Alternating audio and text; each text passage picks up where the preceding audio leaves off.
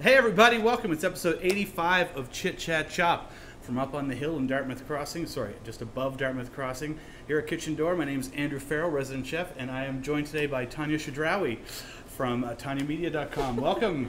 Hi, thanks so much for having me. This is very exciting. It is very exciting, yeah. And we're doing a little role reversal today, so I'm not the one who's going to be teaching anything today. Tanya's going to show me how to make her family's recipe for Tabbouleh, which is traditional Lebanese salad.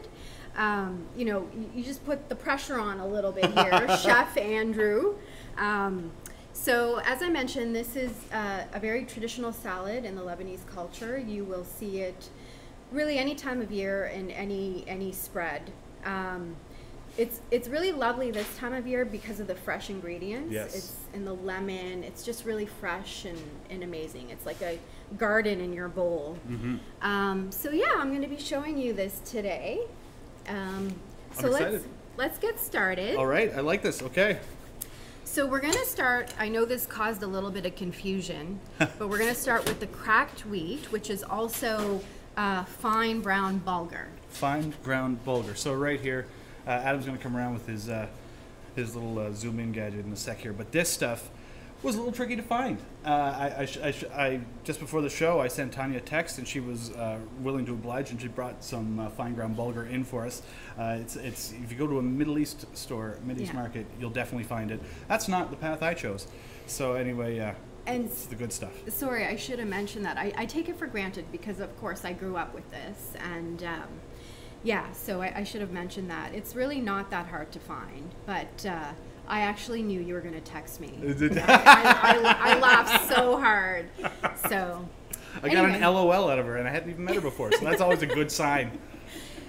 So the other thing is my mom taught me anything traditional that I know that my mom taught me. So there's not a whole lot of measurements that I know. So it's a little bit of this and a little bit of that and eyeballing this. I love that. That's cooking by instinct. That's one of the things that we try to sort of teach here in our classes at Kitchen Door. We do a pasta class where people come in and they're kneading their dough. Like, oh, is this enough flour, chef? Is this? It's all by feel, and it's a recipe's one thing, but that's what I love about a lot of family recipes is it's based on the measurement of this margarine cup that my mom had in the fridge, or it's right. There's so many little variables, but that's where you begin to feel the recipe and not just measure the recipe. And it's amazing, like those gadgets that we get connected to. Like my mom has a hand mixer, a Philips hand mixer, I swear from the 70s, that still is running. Yeah. Anyway, so literally you just take a handful of this. Okay. The cracked wheat. That's one metric handful. And I don't think that's enough for the amount of parsley that you have. Yes. Yeah, so we're going to have a Tabbouleh party after this, so join us in the parking lot. We're making a lot tonight.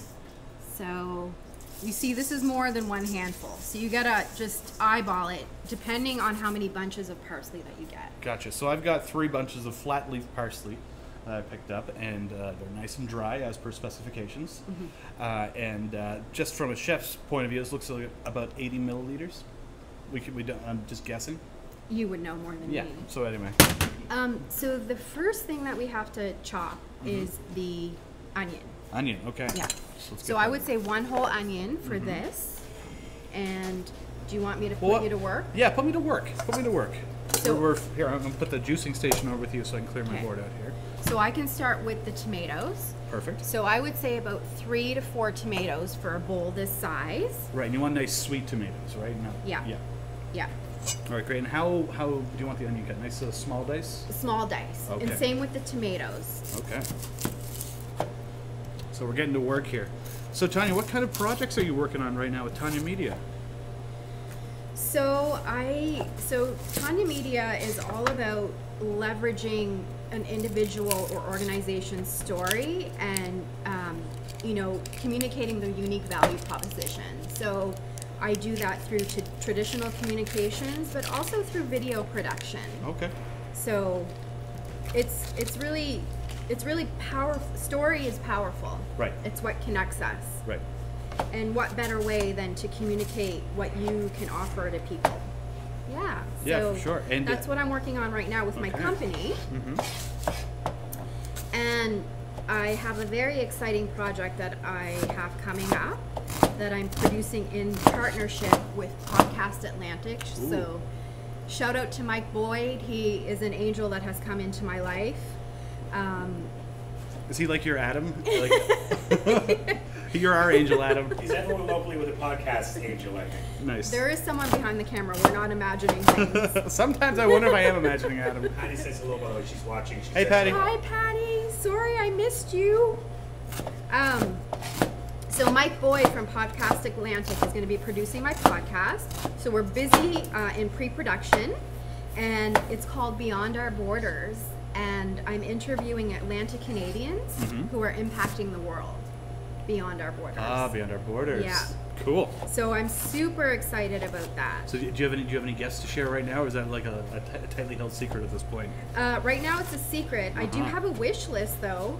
Oh yes, we were discussing our wish list earlier actually for Chit. So if Sidney Crosby. Sidney Crosby, if you're watching, I would love to interview you for my podcast.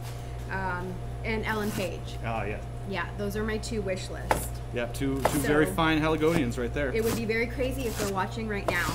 It would be. Check Adam. Oh my God. She's here. Ah! Ellen Page. Ellen Page. Ellen Page, ladies and gentlemen. Wow. Everybody in the comments is like, no, guys, she's not there. I do have a little screen over here. Oh, hey Robin, hi Patty. I always forget that Adam gives me a little screen over here to the side to check. That's a little bit distracting, Adam. I know, but I just in case. I thought we were comfort. It is very comforting, especially since I'm crying because of all these onions. So I'm just about done here. I took the. I think you're a way fancier chopper than I am. Well, this is years of training, and when you have slice and dice a 50-pound bag of onions in your first few years of culinary, you really just want to get through it. So if anybody at home was watching my onion while we were talking, I made sure that I sliced down like that and then across like this 3 times so I can just end up with a perfect dice. when I Okay, cut through so the I'm onion. so focused on my tomatoes, I missed that. Oh, well. I will have to... You know what? Maybe we need a little more onion. I have a half one right over here. And let's just talk about this. All right, so always have a stunt onion when you're on a cooking show. It's very important. So look at this, pre-peeled half an onion ready to go. So top tip for onions. You want to put your hand on it like so you're keeping your fingers away from the blade, and actually do 3 slices, or 2, depending on the size of the onion, horizontally, but don't go all the way through to the root end. And then holding it like so, you go about 3/4 of the way through back like that, and you end up with this onion that's still held together but in many, many pieces. Right. So then you can hold it down and just work your knife through it like so. Just keeping your fingers away from the blade using what I call the claw. You gotta keep the claw locked in like that, and then onions will trouble you no more. Shout out to Kawhi Leonard. Sorry.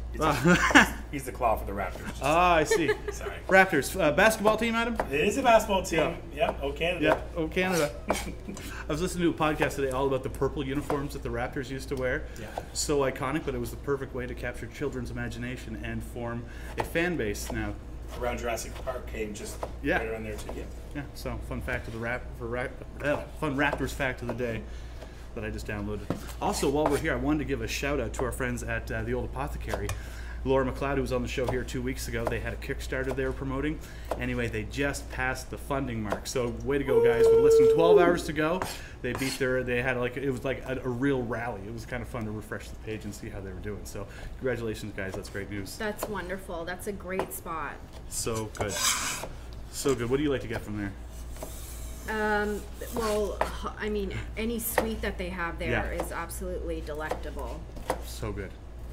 So Their good. coffee's very good too. Yes. But unfortunately, I don't get down there very often anymore. So are you mainly based out of Dartmouth, or are you? Yeah, my office is at home, Mm-hmm. and of course, my Eastlink show is at Eastlink Right. in Lower Sackville. Mm-hmm. So, And of course, that's small talk, big ideas with Tanya. So, so you're going into season 4 in pre-production, is it? pre-production for season 4, Mm-hmm. we're going to be shooting that later this summer. And the show is, so basically, you know, I had this idea a few years ago based on all the people that I met from around here and Mhm. that have really inspired me over the years. And I had this idea to create a show to bring their stories to life. Right. And so I went in and I pitched the show idea to executives there, and they took a chance on me. Thankfully, it all worked out. It's been an amazing platform, and I love bringing their stories to life. We have some incredible people here in our region, in Nova Scotia, right in our own backyard. Absolutely, yeah. Yeah, and it's been everybody from volunteers to social enterprise, entrepreneurs. I've had politicians coming on talking about really important issues to us. It's been a dream come true. Awesome. And so that inspired my company, because I want to continue with the storytelling. Right. Yeah. Very cool. So give me an example of like one really impactful story that you had on your show. That On really comes to Eastlink? mind. Yeah, on Eastlink, yeah. You know, the first one that always comes to mind is, and she may be watching, Sheena Russell from Made with Local, because her whole food bars and her oatmeal and all the products that they have are really truly made with love. Right. Like from her production process to locally sourced ingredients. The bars are handmade at the Flower Cart in New Minas, literally by women. They hand make each and every one, and they're women that have barriers to mainstream employment. I mean, it's giving me goosebumps. So that's one story that always comes to mind. But there's so many others. I've had 3 seasons with 13 episodes in each season. Yeah, a lot of guests. That's awesome. Yeah. A lot of stories to tell. So tell me a story about the Tabbouleh. I'm gonna dump all these in here. All right. Look at that. Oh, so fresh, so good. So we got our bulgur, we got our onion, and our tomato. And you know what? I think we matched up our chop jobs very nicely. The onion and tomato cut into very similar, uniform sizes. I just got there a different way than you. Exactly. Less fancy. See?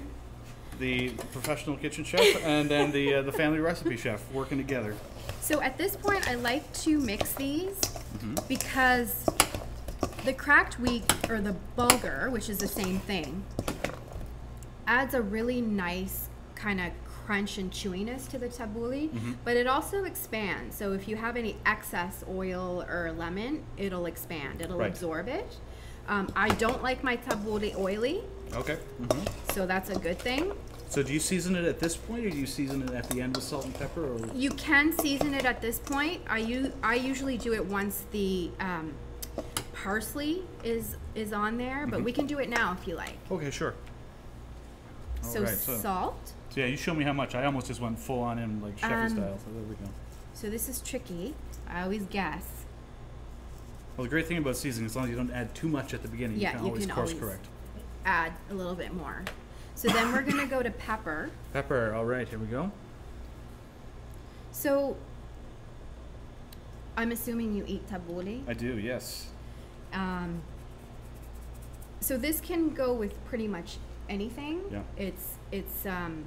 It's mainly an appetizer. Okay. But you can pair it with anything. We usually eat it with a chicken and rice dish. Now, I did think about making that, but I can't because my mother would kill me because it's a secret recipe. So I couldn't share that, but I could share this. This is very traditional tabbouleh. Right. Very, very simple. And I can see this like working in a maritime context. Like it'd be great with a nice pan-fried piece of fish, or just like roasted salmon, or anything Pair like that. it with protein, with really whatever you want. And this is vegan. It's very, very healthy. It's all fresh. Especially, I love this in the summer with fresh mint. Oh, and green onions. Well, we are in luck today because I don't know if you know this, but a few weeks ago I mentioned on Chit Chat Chop that I was whippersnippering in my backyard, and I planted mint a year or two ago. And anyway, I did not plant it separately, or isolated from the rest of the garden. So I now have way too much mint. But every time I whippersnip my backyard, it smells minty fresh.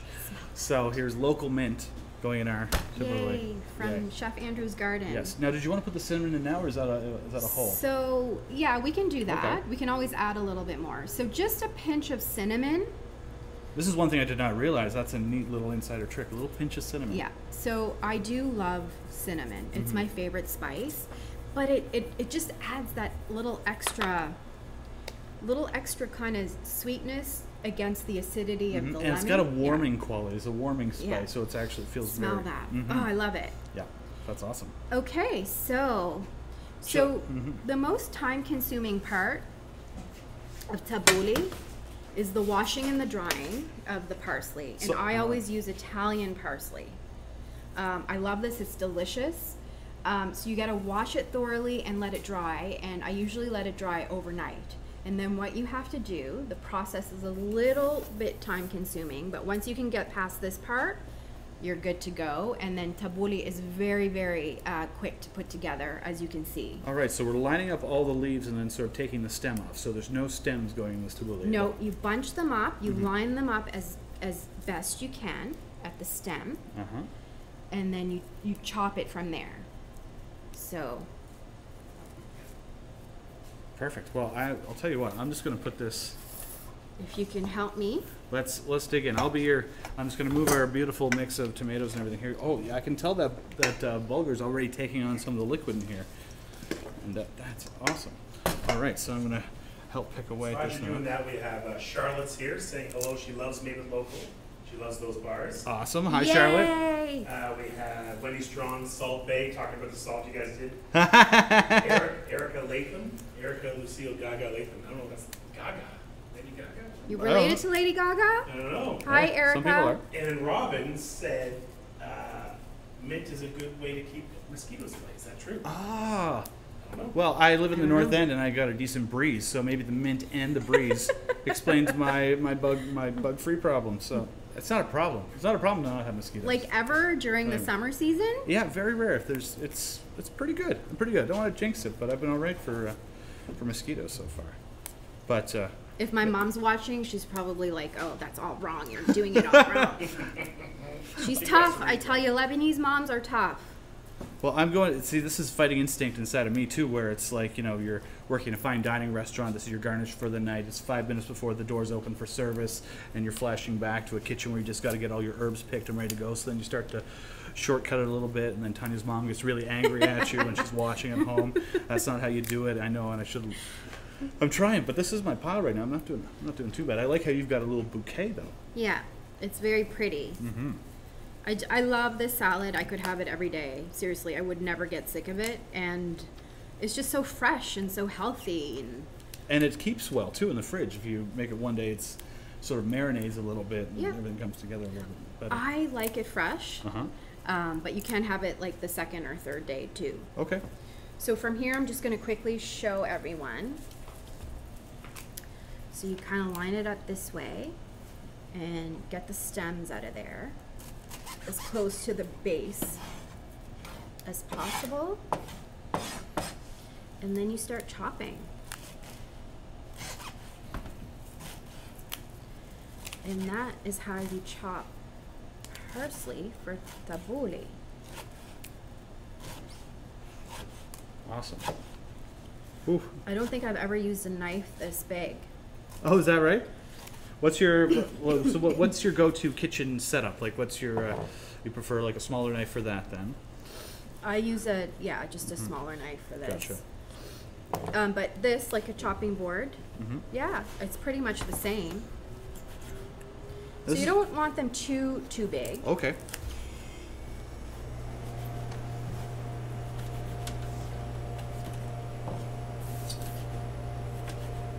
So I think that's good. Perfect.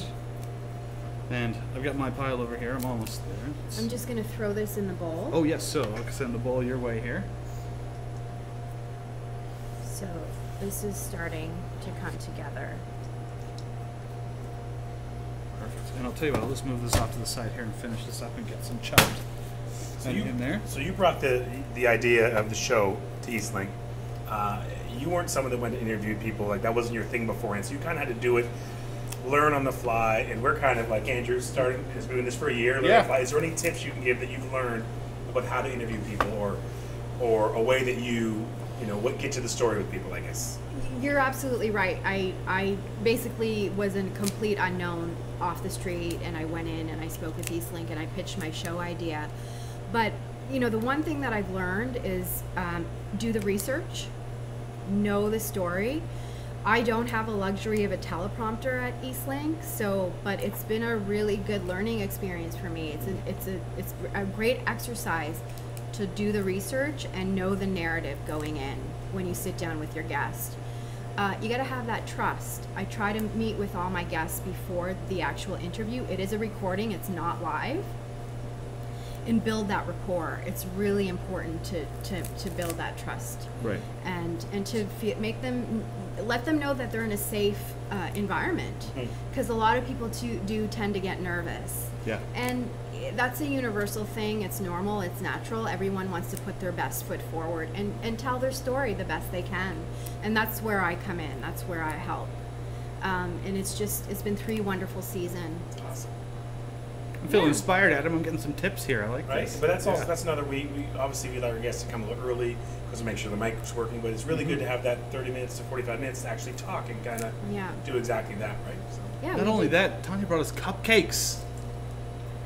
Can I show them later? We can talk about them later. Yeah. Okay. I was hesitant about mentioning it because there's going to be people coming in here tomorrow morning like, where are the cupcakes? Where are the cupcakes? It's okay, sales team. We will have cupcakes for you. Well, when you asked me what I wanted to cook for tonight, I was like, well, I love to cook everything, and I love to try new things, and what a wonderful opportunity to learn from a culinary expert. But, you know, the first thing that came to mind was the tabbouleh, because sometimes people get it wrong when I've had it, you know, publicly. It's a very touchy thing when you're Lebanese. Right, of course, yeah. Everybody's got, well, it's, I mean, my family, I'm related to most of the island of Newfoundland, but everybody's got their own version of Jig's dinner or boiled dinner or something, right? So everybody's got their own little twist on it. Somebody puts the cabbage in a half hour before it's done. But that's what I love, is all these little differences, and that's, pardon me, what differentiates so many great family recipes. And it's just that little thing that tastes like home for somebody. Yeah, and what a wonderful opportunity to, you know, to let everybody know how to make an easy, traditional tabbouleh salad. Totally. There is a tabbouleh question. Oh, tabbouleh question. How long, Charlotte's asking, how long does it keep? Like in the fridge, how long do you keep it once it's done? It can keep for like maybe 3 days, I would say. Like I said, I like it fresh, like within 24 hours, but definitely you can keep it 2 to 3 days in the fridge and it's fine. Whatever you do, don't freeze it. No. No. Well, just like chopping up all this parsley is so fresh and so green. It's awesome. So I can chop up the mint. Perfect. Or do you have a specific way you like to do this? No. I am but the apprentice today on Chit Chat Shop. So show me the way. Although I will say, this is how I like to do a large amount of parsley. I like to sort of put my knife on the board like this, anchor with my opposing hand, and just sort of do the shimmy chop here, where I sort of pivot. How's this for chop size? That's awesome. Oh, I found a big piece here. Uh-oh. Gotta get it. Oh my God, this smells amazing. This is from your garden? This from my garden. I am impressed. It's a really good incentive for mowing the lawn. If you just plant mint sporadically, it's really refreshing. I have a flower garden. I haven't graduated to herbs yet. Well, mint's a good one. Just don't let it take over. Pardon me. This smells divine. It really does. I'm going to give it a good stir up here. Now, so should I work on the lemon juice maybe? Sure. Excellent. So you can see this ratio. We got all that beautiful parsley in there. We got the bulgur, the onion, the tomato, all getting happy in there. So there is no garlic. Traditional tabbouleh does not have garlic. Okay. I know some people put it in there, but it doesn't. I never put garlic in mine. Gotcha, no garlic. And how many lemons should I juice up? I would say, but 1.5. 1.5, and then we'll okay. check it out. Sounds Mark good. Allen here and Bridget Milway from What These Old Things. You know Bridget Milway? It's awesome. Oh, cool. Hey, welcome aboard, guys. Thanks for joining. There we go. That's one. Ooh. Louisa from Texas is here. Louisa. Hey, Wow, Louisa. hey, Louisa. I somehow managed to get lemon juice on your monitor over there, Adam. Really? That was a really juicy one. Something else in the built-in. Look at that. I love these. I love these juicers. Look at that perfectly juiced lemon. It's fine. No, it's good. It's good. Good. Are you cradling it? I did. Yeah. Okay. He's cradling it. It's fine. It's okay, buddy. It's okay, buddy. You're gonna be fine. So the mint's going in. Look at that. Oh, that mint is going to be awesome there. And I've never put mint in tabbouleh before, so it is one of my favorite herbs. It works, especially this time of year, because it makes me think of like radishes and peas. asparagus, all these things that go great with mint that are very early summer vegetables. Oh, that smells super fresh. Doesn't it? Isn't that amazing? And it's perfect for summer. Barbecue. I want a tabbouleh burger. Put that on top of a burger. Oh, yeah. Right. My hair out of the way. You know what, I'm just going to juice up this other half of the lemon and we can just adjust it accordingly. It's looking lonely. I want to get them in on a bit. There we go. All right, so there's our lemon juice. Oh, let me get out this one little seed that made it through the my straining process. Oh, no, that's a tomato seed. Anyway, let's just keep on going. Do you want to? Okay, I'll do the honors. Oh, there we go. Do the honors. So the last thing that I put in is the olive oil. Aha. And again, there's no matter. This is by feel. It really depends on the amount of parsley that you make, and then everything else has to be in proportion to that. Right. So for this amount, I would just do this, and that's probably more than enough. So that on a Jamie Oliver scale, that'd be 2 glugs. Yeah. I'm guessing about 3 tablespoons, but... Would he be mortified if he was watching? Oh, no, he'd be into it, I think. I don't know. Jamie Oliver, why don't you chime in and let us know if you're in the comments there. That would be great. Isn't he like a little bit of this, little bit of that type Oh, of yeah, type totally. of chef? Totally. You just bosh it in there, bang it in there, you know, it's that kind of... That's a good accent. You just got to be really a bit louder and brasher than you normally are, and it's a step in the right direction. Look at this. Look at this. Look how fresh that is. That looks great. I love the red and the green And the smell with that lemon in there now, it's all waking up. Smell-o-vision.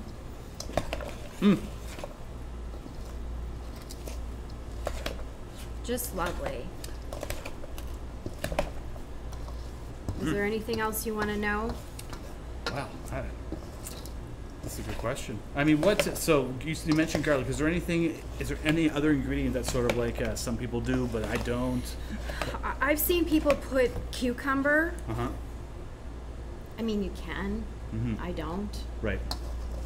Well, this seems like in this very pure form right here. I mean, there's lots of different ways you can go with it, but this is what I would want. And we didn't use all of the parsley. We could have easily. Yes. But just for the sake of time, this should be good.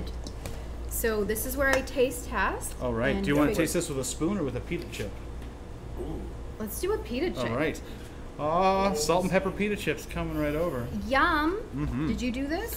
These were actually done by our production team earlier today. So, Kevin, thank you very much for the pita chips. So good. So good. So this may need more ingredients, All but right. we don't know yet. All right. So I'm gonna join. Oh. Oh. Oh no. Isn't that the worst when your chip breaks? You're going to dip. I'm that guy. I'm gonna try it again. All right, big chip. I think we got it. It's so fresh. That's a good day when I make it and it doesn't need anything else. Who's the wine?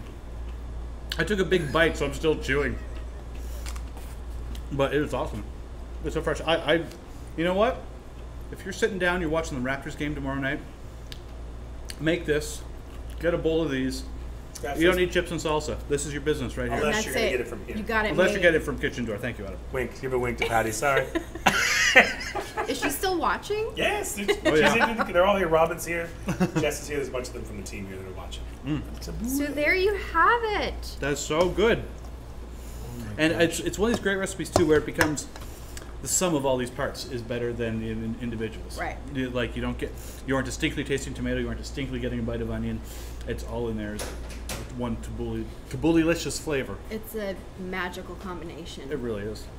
Now, Andrew is someone that, doesn't have parents looking down on them to make sure you do it right. Is there something you would add to make it different? Like, if you were just making tabbouleh on your own. Tabbouleh. Well, you know what I would do? I would change how I make it now to how this is made now. Good point. That's what I would do, because I never added the fresh mint before. That little pinch of cinnamon.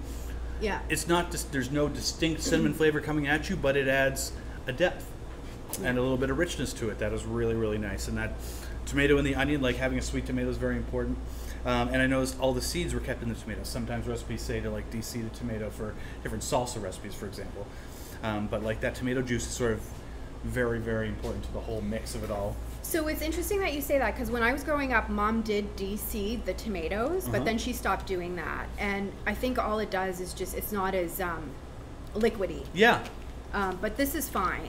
And actually, I love using really, really sweet, delicious grape tomatoes as well. You can do that. Yeah. Those would be great. Oh, excuse me. I got a little pita chip in my... So are you now going to butcher this? Well, no. No You know what? pun intended. We were talking, like, we were talking about before when Tanya came. I was like, just in case, I might throw a little curveball and like try to dress it up or something. But like, I had some extra radishes and cucumbers here, and I was, maybe going to do a little chefy twist on it. But like, this is beautiful on its own. But by all means, you could toss it with, if you want to go non-traditional. Like some fresh radishes and some cucumbers would be really nice. Maybe like even just put a little base of yogurt on the plate and sort of build it up. Ooh, diced apple. Andy Strong coming through with a clutch. That's pretty cool. And that'd be a neat local twist on that too. Subbing the apple for tomato, or just add them both in. That's kind of like a fresh brightness to it. That'd be really cool. But yeah, I think that's kind of awesome like that. They gave me wine. This is a happy place. It's a spirit of Patty. Seriously? Yeah. We're not in trouble here? No. Okay, that's awesome, because I wanted to give you a thank you. There are cupcakes, but I wanted to give you this as well.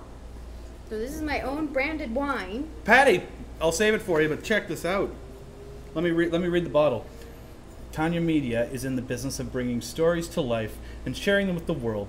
You are receiving this gift because your story has made an impression on me. With love and appreciation, Tanya. Well, that is amazing. That's awesome.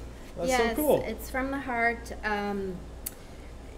I love this concept. I love this idea. I love what you guys are doing, and I'm so thankful that you had me on. Thank you so much. Well, thank you so much. Let's have a shake and a little pose with the bottle. Freeze frame. Awesome. Well, thank you so much. That's awesome. There we go.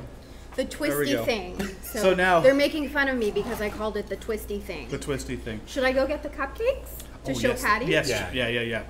Because there might not be any left tomorrow. We'll save you some of this, Patty. Don't worry. But boy, somebody's pretty cool when they got their own wine label bottle. That's wine. Yeah. So, like I said, I didn't know what to agree to make today, but I do love to bake as well as cook. Ooh. And I made cupcakes for everyone as a thank you. Oh my gosh. These are traditional vanilla cupcakes, and they're extra special because it's the exact same recipe that the Magnolia Bakery in New York City uses. Ooh. Yeah, so they're extra delicious. Patty wishes she was here. Adam, I know you want the pink one, right? You know I do. That's my color. So right. yeah, there's more. Don't worry. There. I did it. I opened wine live on the internet. Woohoo! With the twisty thing. With the twist in, with the corkscrew. I've really become my mom. I love to cook and bake up a storm and feed people. I love hosting. Well, I was blown away by the wine. She was branded wine. It's all in capital. I was like, oh my god. You just put some ideas in her head, by the way. oh, Shall I get another glass? Yes. Well, I'll tell you what. Why don't? Where's the glasses? Oh yeah. Actually, I left them over in the deck. Here, Adam. Why don't you tell us something a little bit more about Tanya Media that we don't know, and I'll be right back with a wine glass so we can cheers on the way out.